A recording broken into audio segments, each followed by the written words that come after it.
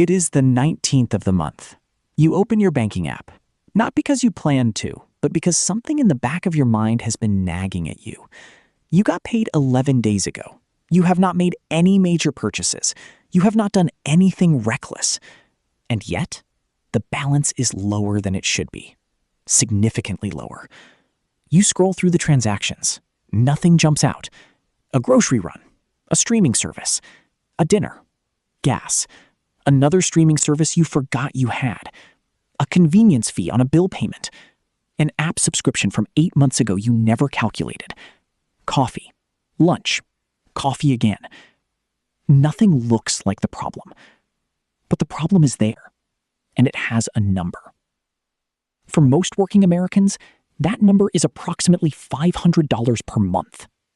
Not in a single transaction, not in a single category.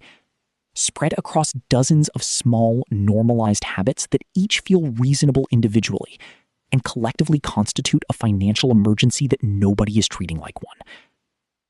My name is Harvey, and today I am going to show you exactly where that $500 lives, what it is costing you in ways you have never calculated, and the one afternoon that changes everything. Here is the thing about the $500 monthly mistake. It is almost never visible as $500. It appears as $14.99 for a streaming service, $34 for a gym membership you use twice a month, $180 in credit card minimum payments that feel like you are handling your debt but are barely touching the principal, $60 in convenience purchases, delivery fees, ATM charges, convenience store markups, things that are not real purchases so much as friction costs you have stopped noticing, $45 in subscriptions you forgot were recurring, $80 in food spending above what you planned, not because you overate, but because you made the decision at the point of hunger rather than at the point of planning. None of these feel like $500 because they are never presented to you as $500. They are presented to you as individual, reasonable, manageable expenses, each evaluated in isolation, each approved in isolation, none of them ever added up and held in front of you as a single figure. This is the disaggregation illusion, and it is one of the most expensive cognitive patterns in personal finance. Before I show you where to find your $500, let me show you what it is actually costing you. $500 per month invested at an 8% average annual return, the historical average of a broad market index fund, over 30 years produces approximately $745,000. That is the real price of the $500 monthly mistake. Not $500, not $6,000 per year, $745,000. The compound future value of money that is currently leaving your accounts invisibly every single month, producing nothing. If you are 30 years old, and this has been happening for 5 years, the money already gone represents approximately $183,000 in lost compound value. Not lost savings, lost compound growth on savings you never made. This is the opportunity cost that present cost blindness prevents most people from seeing. Your bank statement shows you what you spent. It does not show you what that spending cost you in the future. That invisible number is almost always significantly larger than the visible one. There are 4 categories where the $500 typically lives. Category 1, subscription leakage. The average American household currently pays for 4.5 streaming services. Add software subscriptions, app subscriptions, membership fees, and auto-renewal services, and the average monthly subscription spend is between $80 and $130. Much of it forgotten, some of it duplicated, almost none of it consciously reevaluated after the initial sign-up. Category 2, convenience costs. Delivery fees, service charges, convenience store pricing premiums, ATM fees outside your network, and expedited shipping on purchases that were not time-sensitive. These are not purchases. They are taxes on disorganization.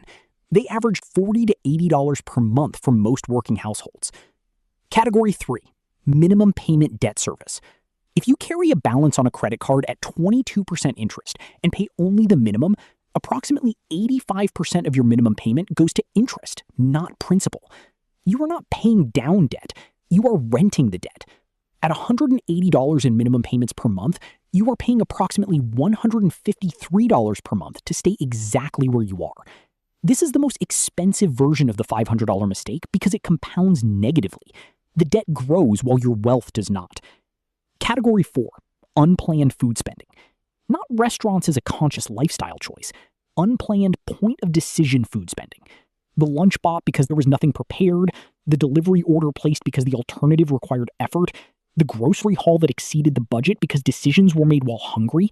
This category averages $60 to $100 per month above what most people's stated food budget actually is. Add the conservative end of each category, $80 plus $40 plus $153 plus $60, that is $333.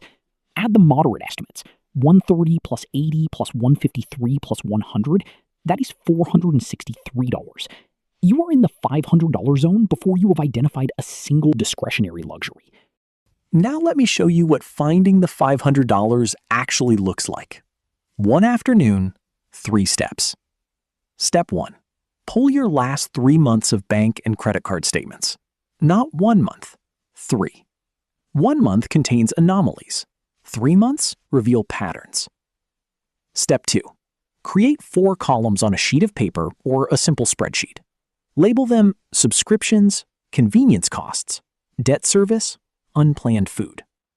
Place every transaction from the last 3 months into one of these 4 categories. Calculate the monthly average for each. Step 3. Identify the 3 highest items in the combined list that produce the least conscious value, meaning you would not miss them if they were gone tomorrow. Cancel or reduce those 3 items this week. That is the audit. It takes 1 afternoon. The financial return on that afternoon, measured in compound interest over 30 years, is larger than most people's annual salary. Now let me show you what happens when you redirect rather than restrict. The $500 is not gone. It is currently going to subscriptions you forgot, fees you normalized, debt interest you are renting, and food decisions made at the point of hunger. These are not categories of joy. These are categories of friction and inertia. When you find even $200 of that $500 and redirect it to a retirement account or a high-yield savings vehicle, you have not changed your lifestyle. You have changed its trajectory. Person A does the audit this month, finds $220 in monthly leakage across 3 categories, redirects it to a low-cost index fund, does not touch it for 30 years. Result?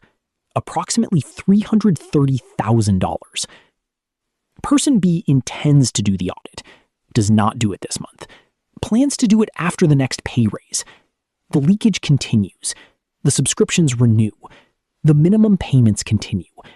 The $500 keeps leaving for 30 years. The difference between person A and person B is not income. It is not financial sophistication. It is 1 afternoon. Here is what I want you to take from this. You are not bad with money because you spend $500 a month on things that don't serve you.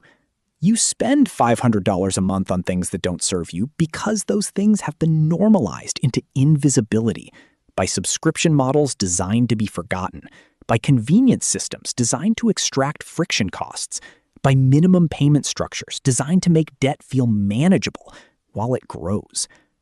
The $500 is not a character flaw. It is a design feature of the financial systems you interact with every day. But here is what is in your control: the audit. Pull the statements, build the 4 columns, cancel the 3 lowest value items, redirect whatever you find. You do not need to find all $500 this month. You need to find some of it, because some of it, redirected, compounding quietly, is worth more over time than you have probably estimated. The $500 is already leaving. The only question is where it goes next.